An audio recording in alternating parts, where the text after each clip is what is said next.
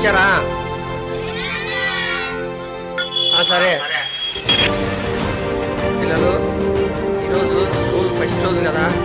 ఈరోజు మనం అందరము ఒకరికొకరము పరిచయం అవుదాము. మీ గురించి మాకు చెప్పండి. నీ పేరు, మీ నాన్న ఏం చేస్తుంటాడు? ఫస్ట్ నువ్వు చెప్పురా. సార్ నా పేరు మనోజ్ సార్. మా నాన్న ఆర్మీలో పనిచేస్తాడు.